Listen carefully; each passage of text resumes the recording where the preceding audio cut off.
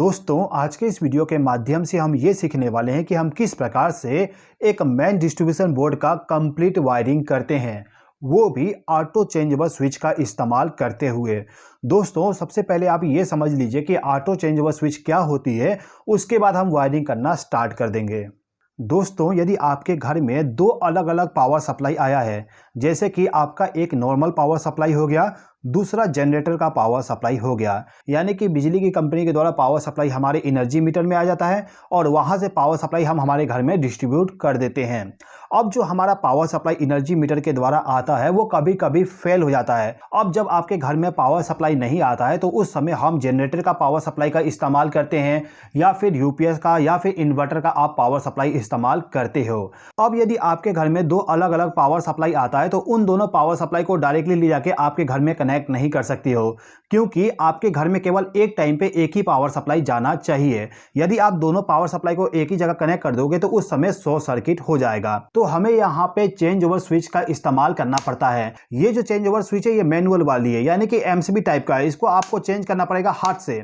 लेकिन यदि आप ऑटो चेंज ओवर स्विच का इस्तेमाल करते हो तो ये change over switch automatically change करेगा, यानी कि जैसे ही आपका मेन पावर सप्लाई फेल होता है तो तुरंत ही ऑटो चेंज ओवर स्विच अपना पोजीशन को चेंज कर देगा, यानी कि जनरेटर का पावर सप्लाई आपके घर में पहुंचाना स्टार्ट कर देगा। तो आई होप कि आपको ऑटो चेंज ओवर स्विच का वर्किंग समझ में आ गया होगा। ये जो मेरे पास में ऑटो चेंज ओवर स्विच है, इस ऑटो चेंज ओवर स्विच को CNC कंपनी के द्वारा बनाया गया है और इसका मॉडल नंबर आप यहाँ पे देख सकते हो। दोस्तों, हमारे घर में जो पावर सप्लाई आता है वो पावर सप्लाई सबसे पहले हमारे एनर्जी मीटर में आता है। अब ये जो मेरे पास में एनर्जी मीटर है ये सिंगल फेस का है, क्योंकि हमारे घर में जो वायरिंग होगा वो सिंगल फेस का होने वाला है। अब इस एनर्जी मीटर को यदि आप देखते हो तो आपको यहाँ पे टोटल 4 टर्मिनल मिलेगा जिसमें आपको कनेक्शन करना होता है। अब इसका कनेक्शन करने से पहले आपको इसका सर्किट डायग्राम देखना होगा। इस डायग्राम में आप देख सकते हो 1 नंबर पे हमें फेस सप्लाई देना है और 3 नंबर पे न्यूट्रल पावर सप्लाई देना है, और आउटपुट पावर सप्लाई के लिए हमें 2 नंबर पॉइंट पे फेस सप्लाई मिलेगा और 4 नंबर पॉइंट से हमें न्यूट्रल पावर सप्लाई मिलेगा। इलेक्ट्रिक पोल से जो पावर सप्लाई आएगा वो पावर सप्लाई हमारा 2 वायर से आएंगे, फेस सप्लाई और न्यूट्रल सप्लाई के द्वारा। अब इन दोनों वायर को ले जाके हमें क्या करना होगा, जो हमारा फेस सप्लाई है इसको हम 1 नंबर पॉइंट पे कनेक्ट कर देंगे और न्यूट्रल पावर सप्लाई को ले जाके 3 नंबर पॉइंट पे कनेक्ट कर देंगे। जिस प्रकार से डायग्राम में बताया गया था उसी प्रकार से हम कनेक्शन कर देंगे। अब इस एनर्जी मीटर से जो पावर सप्लाई जाएगा वो चला जाएगा हमारे डिस्ट्रीब्यूशन बोर्ड में। अब इस बोर्ड में आपको सबसे पहले तो एक 2 पोल का एमसीबी कनेक्ट करना होगा। मैं यहाँ पे एक 2 पोल का एमसीबी इस्तेमाल कर लेता हूँ। इस एमसीबी में हम सबसे पहले इनकमिंग पावर सप्लाई को ले जाके कनेक्ट करेंगे। अब इस एमसीबी को पावर सप्लाई देने के लिए हम क्या करेंगे, ये जो हमारा एनर्जी मीटर है, एनर्जी मीटर का जो 2 नंबर का पॉइंट है उस पॉइंट पे हम एक रेड वायर को कनेक्ट कर देंगे। रेड वायर हमारा फेस सप्लाई के लिए इस्तेमाल होगा। इसके बाद 4 नंबर पॉइंट पे हम ब्लैक वायर को कनेक्ट कर देंगे। ब्लैक वायर हमारा न्यूट्रल पावर सप्लाई के लिए इस्तेमाल होगा। अब इन दोनों वायर का जो दूसरा सिरा है, इस सिरे को ले जाके हम हमारा जो एमसीबी है, इस एमसीबी का जो ऊपर वाला पॉइंट होता है उस ऊपर वाले पॉइंट के साथ इन दोनों वायर को ले जाके हम कनेक्ट कर देंगे। अब जैसे कि मैंने आपको बताया था कि जो हम डिस्ट्रीब्यूशन बोर्ड का वायरिंग करने वाले हैं, इस वायरिंग में हम 2 अलग अलग पावर सप्लाई का इस्तेमाल करेंगे। एक पावर सप्लाई हमारा मेन पावर सप्लाई होगा, दूसरा पावर सप्लाई हमारा जनरेटर वाली होगी, यूपीएस वाली हो सकती है या फिर इन्वर्टर का भी पावर सप्लाई हो सकता है। जो भी पावर सप्लाई होगा उस पावर सप्लाई को लाके आपको सबसे पहले एक एमसीबी के साथ कनेक्ट करना होगा। तो यहाँ पे मैं 2 पोल का एक और एमसीबी इस्तेमाल करूंगा। इसी एमसीबी में सबसे पहले हमारा पावर सप्लाई आएगा जो हमारा सेकेंड सोर्स वाली पावर सप्लाई होगा। ओके, अभी के टाइम पे आप ये समझ के चलिए कि मेरे घर में अलग से एक जनरेटर का पावर सप्लाई है। अब जो हमारा जनरेटर का पावर सप्लाई होगा उस पावर सप्लाई को हम इन 2 वायर के जरिए लेके आएंगे। जनरेटर के लिए मैं यहाँ पे ब्लू वायर का इस्तेमाल कर रहा हूँ। अब इन दोनों वायर को हम क्या करेंगे, जो हमारा एमसीबी है इस एमसीबी के ऊपर वाले पॉइंट के साथ इन दोनों वायर को ले जाके कनेक्ट कर देंगे कुछ इस प्रकार से। अब ये जो हमारे दोनों एमसीबी है, इस एमसीबी से जो पावर सप्लाई जाएगा उस पावर सप्लाई को ले जाके जो हमारा ऑटो चेंज ओवर स्विच है उस ऑटो चेंज ओवर स्विच के साथ कनेक्शन करना होगा। तो ऑटो चेंज ओवर स्विच को हम सबसे पहले हमारा जो नॉर्मल पावर सप्लाई होता है उस पावर सप्लाई को ले जाके कनेक्ट कर देते हैं। तो इसके लिए हम क्या करेंगे, जो हमारा मेन पावर सप्लाई वाली एमसीबी है इसके आउटपुट टर्मिनल पे हम 2 वायर को कनेक्ट कर देंगे और इन दोनों वायर का जो दूसरा सिरा होगा इसको ले जाके हमें ऑटो चेंज ओवर स्विच के इस वाले टर्मिनल पे कनेक्ट करना है। यहाँ पे आपको सोर्स ए लिखा हुआ मिल जाएगा। जहाँ पे सोर्स ए लिखा हुआ है वहाँ पे आपको नॉर्मल पावर सप्लाई देना है, और जहाँ पे सोर्स बी लिखा हो वहाँ पे आपको जनरेटर का पावर सप्लाई प्रोवाइड करना होगा। तो हम क्या करते हैं, इन दोनों वायर को ले जाके जो हमारा सोर्स ए वाला टर्मिनल है, इन दो टर्मिनल के साथ हम इन दोनों वायर को ले जाके कनेक्ट कर देंगे। अब ये जो हमारा जनरेटर वाली एमसीबी है, इस एमसीबी के आउटपुट टर्मिनल पे हम दो वायर को और कनेक्ट कर देंगे। ब्लू वायर हमारा फेस वाली है और ब्लैक वायर हमारा न्यूट्रल वाली है। तो इन दोनों को ले जाके मैंने हमारा जो एमसीबी है इसके साथ कनेक्ट कर दिए। अब जो हमने वायर कनेक्ट किए, इन दोनों वायर का जो दूसरा सिरा होगा इसको ले जाके जो हमारा सोर्स बी वाली टर्मिनल होगा, सोर्स बी का टर्मिनल ऊपर साइड में है। आप यहाँ पे देखोगे तो आपको यहाँ पे टोटल 4 टर्मिनल मिलेगा।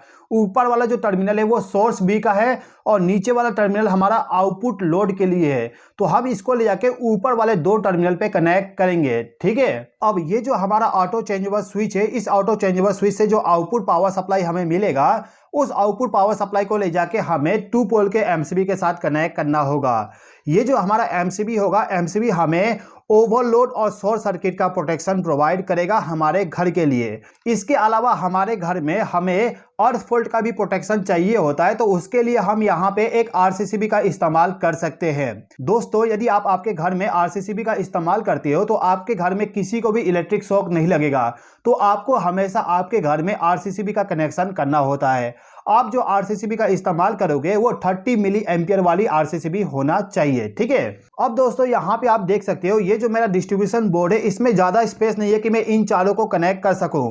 तो यहाँ पे जो हमारा एमसीबी है और जो आरसीसीबी है, इन दोनों को मिला के एक डिवाइस आता है जिसको हम कहते हैं आरसीबीओ। ये जो डिवाइस है, इस डिवाइस के द्वारा आपको ओवरलोड और शॉर्ट सर्किट का प्रोटेक्शन तो मिलेगा ही मिलेगा, साथ ही साथ में इस डिवाइस के द्वारा आपको अर्थ फॉल्ट का भी प्रोटेक्शन मिल जाता है। यानी कि एमसीबी का भी काम करेगा और आरसीसीबी का काम करेगा एक ही डिवाइस। तो आप आपके घर पे 2 अलग अलग डिवाइस को कनेक्ट करने के जगह पे एक ही डिवाइस को कनेक्ट कर दीजिएगा। तो मैं इसको ले जाके यहाँ पे माउंट कर देता हूँ।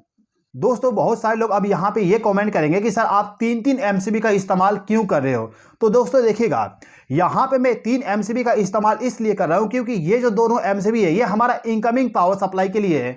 इनकमिंग पावर सप्लाई को डायरेक्टली ले जाके हम चेंज ओवर स्विच के साथ कनेक्ट नहीं कर सकते हैं। यदि हम डायरेक्टली चेंज ओवर स्विच के साथ कनेक्शन कर देंगे तो कभी हमें यदि इस चेंज ओवर स्विच पे वर्क करना हो, अभी मैंने आपको केवल पावर वायरिंग बताया, अभी इसमें हमें कंट्रोल वायरिंग भी करना है। तो यदि आपके कभी कंट्रोल वायरिंग में प्रॉब्लम आता है, पावर वायरिंग में कभी प्रॉब्लम आता है, तो उस पावर सप्लाई को आपको डिस्कनेक्ट करना पड़ता है। तो डिस्कनेक्ट करने के लिए आपके पास में एमसीबी होगा तो उसको आप आसानी से डिस्कनेक्ट कर सकते हो। साथ ही साथ में ये जो मेरा ऑटो चेंज ओवर स्विच है, ये ऑटो चेंज ओवर स्विच का प्राइस थोड़ा ज्यादा होता है। अब यदि आप डायरेक्टली इसमें पावर सप्लाई देते हो, यदि किसी प्रकार का प्रॉब्लम आएगा तो ये ऑटो चेंज ओवर स्विच आपको किसी प्रकार का प्रोटेक्शन प्रोवाइड नहीं करेगा। ना तो आपको अर्थ फॉल्ट का प्रोटेक्शन प्रोवाइड करेगा, ना ओवरलोड का, ना शॉर्ट सर्किट का। यदि इसमें से ज्यादा करंट फ्लो होता है तो उस कंडीशन में इसमें प्रॉब्लम आ सकता है। तो इसीलिए आप हमेशा एमसीबी का इस्तेमाल करिएगा इसको इनकमिंग पावर सप्लाई देने से पहले, ठीक है। अब इससे जो आउटपुट पावर सप्लाई जाएगा उसको ले जाके हमें एमसीबी और आरसीसीबी में कनेक्ट करना है। मैं यहाँ पे आरसीबीओ का इस्तेमाल कर रहा हूँ तो दोनों काम हो जा रहा है। अब यहाँ पे हमें एमसीबी का दोबारा इस्तेमाल क्यों करना है, तो देखिए, आउटपुट पावर सप्लाई के साथ में एमसीबी और आरसीसीबी का इस्तेमाल करने से बेनिफिट ये होगा, यदि आपके घर में अर्थ फॉल्ट हो जाता है, ओवर करंट होता है, शॉर्ट सर्किट होता है, तो उस कंडीशन में आपका जो ये चेंज ओवर स्विच है, इस चेंज ओवर स्विच पे कोई भी इफेक्ट नहीं आने वाला है। यानी कि ये आरसीबीओ ट्रिप हो जाएगा। इसीलिए मैं यहाँ पे 3 अलग अलग एमसीबी का इस्तेमाल कर रहा हूँ, ठीक है। तो इस सर्किट ब्रेकर को पावर सप्लाई देने के लिए मैं क्या करूंगा, मेरा जो ऑटो चेंज ओवर स्विच है, इस ऑटो चेंज ओवर स्विच का जो आउटपुट वाला टर्मिनल है, जैसे कि मैंने आपको बताया था कि जो नीचे का 2 टर्मिनल है वो टर्मिनल हमारा आउटपुट पावर सप्लाई के लिए है। तो उन 2 टर्मिनल पे मैं 2 वायर को कनेक्ट करूंगा। यहाँ पे मैं येलो वायर का इस्तेमाल कर रहा हूँ जिससे कि आपको समझने में आसानी हो। तो मैं इन दोनों वायर को ले जाके मेरा जो ऑटो चेंज ओवर स्विच है, इसका जो आउटपुट टर्मिनल है, इन दोनों टर्मिनल के साथ इन दोनों वायर को कनेक्ट कर दूंगा। अब ये जो हमारा आउटपुट पावर सप्लाई वाली वायर है, इन दोनों वायर को ले जाके जो हमारा आरसीबीओ है, इस आरसीबीओ का जो लाइन वाले टर्मिनल है, उन 2 टर्मिनल पे हम इन दोनों वायर को कनेक्ट कर देंगे। यहाँ पे आप एक चीज ध्यान दीजिएगा कि जो हमारा आरसीबीओ है, इस पे एक जगह पे एल लिखा होगा, एक जगह पे एन लिखा होगा। जहाँ पे एल लिखा है वहां पे फेज सप्लाई दीजिए, जहाँ पे एन लिखा हुआ वहां पे न्यूट्रल पावर सप्लाई कनेक्ट करिएगा। अब इस सर्किट ब्रेकर का जो आउटपुट टर्मिनल है, जहां पे आपको न्यूट्रल पावर सप्लाई मिलेगा, उस पॉइंट पे आप एक ब्लैक वायर को कनेक्ट कर दीजिएगा।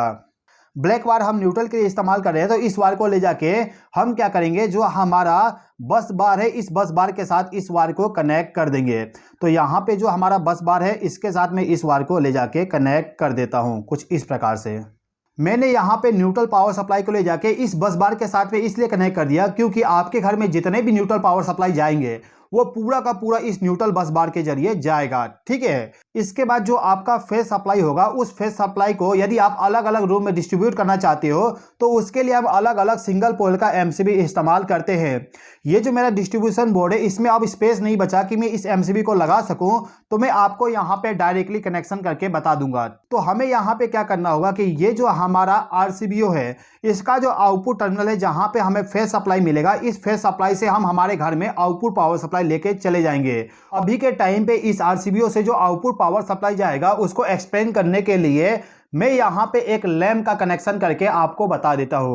इस लैंप को पावर सप्लाई देने के लिए हमें एक फेज सप्लाई वाली वायर और न्यूट्रल पावर सप्लाई वाली वायर का इस्तेमाल करना पड़ेगा। तो मैं क्या करूँगा, जो इस लैंप का जो न्यूट्रल वायर है इस न्यूट्रल वायर को लेके आएंगे और इसको ले जाके जो हमारा न्यूट्रल बस बार है इस न्यूट्रल बस बार के साथ आप कहीं पे भी कनेक्शन कर दीजिएगा। तो मैं अभी के टाइम पे इस न्यूट्रल बस बार के इस वाले पॉइंट पे कनेक्ट कर दिया। इसके बाद जो हमारे घर का फेस वाली वायर होगा उस वायर को ले जाके हमें आरसीबीओ के आउटपुट टर्मिनल पे जहां पे हमें फेस सप्लाई मिलेगा उस टर्मिनल पे इस वायर को कनेक्ट कर देंगे। अब ये जो हमारा ऑटो चेंज ओवर स्विच है इस ऑटो चेंज ओवर स्विच का कंट्रोल वायरिंग करना है। यदि आपके पास में मैनुअल चेंज ओवर स्विच है यानी कि आप इसको मैनुअली चेंज करोगे तो उसमें आपको कंट्रोल वायरिंग करने की जरूरत नहीं पड़ेगा। ये जो मेरे पास में चेंज ओवर स्विच है ये चेंज ओवर स्विच मेरा ऑटो चेंज ओवर स्विच है यानी कि अपने आप पूरा का पूरा चेंज ओवर करेगा। तो इसके लिए हमें यहाँ पे कंट्रोल वायरिंग करना होगा। कंट्रोल वायरिंग करने के लिए आपको क्या करना होगा कि ये जो आपको टर्मिनल दिख रहा है इसमें जो पहला और सेकंड टर्मिनल है इस पे आपको फेस और न्यूट्रल पावर सप्लाई देना होगा।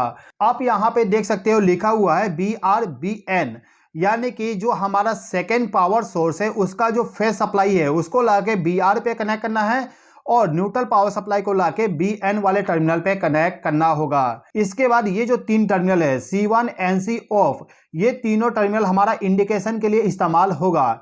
यानी कि आपको यदि ऑफ इंडिकेशन लैंप कनेक्ट करना है, ऑन इंडिकेशन लैंप कनेक्ट करना है तो उसका आप कनेक्शन यहाँ पे कर सकते हो। इस ऑटो चेंज ओवर स्विच में ऑलरेडी इंडिकेशन लैंप है तो मैं यहाँ पे इसका कनेक्शन नहीं करने वाला हूँ, केवल मैं कंट्रोल वायरिंग करने वाला हूँ। तो इस BR वाले टर्मिनल पे एक वायर को कनेक्ट कर दूंगा। अब इस वायर का जो दूसरा सिरा होगा इसको ले जाके जो हमारा सोर्स B है, सोर्स B का जो फेस वाली वायर होगा उस वायर के साथ इस वायर को भी हमें कनेक्ट करना होगा कुछ इस प्रकार से। इसके बाद ये जो BN टर्मिनल है इस पे मैं एक ब्लैक वायर को कनेक्ट कर दूंगा। इस वायर के जरिए इसको न्यूट्रल पावर सप्लाई प्रोवाइड करूंगा, वो भी जनरेटर वाली न्यूट्रल पावर सप्लाई। तो मैं इस टर्मिनल के साथ इस वायर को ले जाके कनेक्ट कर दिया। तो अभी हमने जनरेटर का जो पावर सप्लाई है उस पावर सप्लाई का फीडबैक इस ऑटो चेंज ओवर स्विच को दे दिए।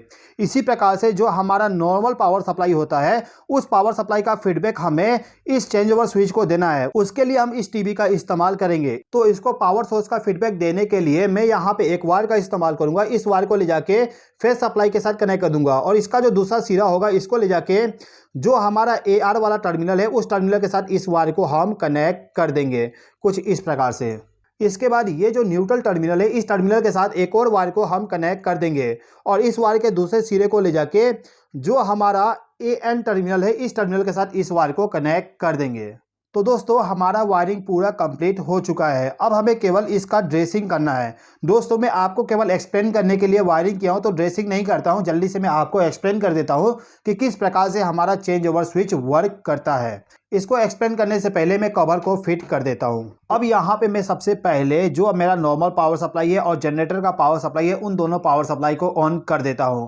आप देखोगे जो मेरा एनर्जी मीटर है इस एनर्जी मीटर का डिस्प्ले ऑन हो गया, साथ ही साथ में पावर वाली इंडिकेशन लैंप ग्लो हो रहा है। अब यहाँ पे सबसे पहले तो मैं क्या करता हूँ कि ये जो मेरा ऑटो चेंज ओवर स्विच है इस ऑटो चेंज ओवर स्विच में ये जो स्विच है ये स्विच हमारा ऑटो मैनुअल के लिए होता है। तो इसको मैं अभी के टाइम पे मैनुअली कर देता हूं, यानी कि अभी हमारा चेंज ओवर स्विच ऑटोमेटिकली नहीं होगा, हमें मैनुअली इसको चेंज ओवर करना पड़ेगा। तो मैंने इस स्विच को मैनुअल पोजीशन पे कर दिया। उसके बाद ये जो मेरा स्विच है इस स्विच को मैं सोर्स ए पे सेलेक्ट कर देता हूँ। सोर्स ए का मतलब कि हमारा normal power supply. Okay, selection करने के बाद मैं यहाँ पे नॉर्मल पावर सप्लाई वाली एमसीबी को ऑन करता हूँ। अब देखोगे ये वाला इंडिकेशन लैंप ग्लो होने लगा है। मैं इसको ऑफ करता हूं, आप देखोगे इंडिकेशन बंद हो गया। इसको ऑन करने के बाद इंडिकेशन आ गया, यानी कि सोर्स ए वाली जो पावर सप्लाई है वो अवेलेबल है। ओके, अब इसके बाद ये जो मेरा मेन एमसीबी है इसको ऑन करता हूं, तो आप देखोगे मेरा जो लाइट है वो लाइट ऑन हो चुका है। अब इसके बाद ये जो जनरेटर वाली एमसीबी है इसको ऑन कर देता हूं। इसको ऑन करने के बाद नॉर्मल एमसीबी को मैं बंद कर दूंगा, यानी कि एनर्जी मीटर से जो पावर सप्लाई जा रहा था इसको मैंने डिस्कनेक्ट कर दिया। अभी आप देखोगे चेंज ओवर स्विच हमारा चेंज ओवर नहीं किया, क्योंकि हमने यहाँ पे मैनुअल सेलेक्ट करके रखे थे। मैनुअल यदि आप सेलेक्ट करके रखोगे तो आपको मैनुअली इसको चेंज करना पड़ेगा। यदि आप इसको चेंज कर दोगे तो आप देखोगे आपके घर में पावर सप्लाई चला गया। ठीक है दोस्तों, अब यदि आपका नॉर्मल पावर सप्लाई दोबारा आ जाता है तो आप दोबारा से इसको चेंज करके सोर्स ए पे कर दीजिएगा, तो आपके घर में पावर सप्लाई इस पावर सप्लाई के द्वारा जाएगा। इसको बंद भी कर दोगे तो आपका पावर सप्लाई डिस्कनेक्ट नहीं होगा। ठीक है, अब मैं यहाँ पे इसको भी ऑन कर देता हूँ, इसको भी ऑन कर देता हूँ, यानी कि पूरा का पूरा पावर सप्लाई हमारा ऑन है। और ये जो मेरा ऑटो मैनुअल स्विच है इसको मैं ऑटो पोजीशन पे सेलेक्ट कर देता हूँ। ये जो चेंज ओवर स्विच है इसको मैंने ऑटो पोजीशन पे सेलेक्ट करके रखा हूँ। तो इस कंडीशन में यदि आपका मेन पावर सप्लाई फेल होता है तो आप देखना तुरंत ही हमारा change over switch change over कर देगा। आप यहाँ पे ध्यान दीजिएगा, आप जैसे कि देखिए कि जैसे ही मैंने इसको ऑफ किया तुरंत चेंज होके इस पोजीशन पे आ गया। अब मैं यदि इसको दोबारा से ऑन करूंगा तो ये दोबारा चेंज हो जाएगा। जैसा कि आप देखें कितना फास्ट स्विचिंग हो रहा है, आपको पता भी नहीं चला होगा कि हमारा पावर सप्लाई थोड़ी देर के लिए बंद हुआ, यानी कि मिली सेकेंड में ही चेंज ओवर हो जा रहा है। मैं अब इसको बंद करता हूं, उसके बाद इसको ऑफ करूंगा तो आप देखोगे पावर सप्लाई डिस्कनेक्ट हो गया। अब मैं यदि जनरेटर के पावर सप्लाई को ऑन कर दूंगा तो तुरंत change over switch change over कर देगा। इसके बाद दोबारा से नॉर्मल पावर सप्लाई यदि आता है तो चेंज ओवर स्विच अपना काम कर देगा। ठीक है दोस्तों, यदि आपको इस वीडियो के माध्यम से कुछ नया सीखने को मिला हो तो इस वीडियो पे लाइक शेयर और कमेंट कर दीजिएगा। और यदि आपने अभी तक हमारे चैनल को सब्सक्राइब नहीं किया तो सब्सक्राइब भी कर लीजिएगा। इस वीडियो को देखने के लिए धन्यवाद।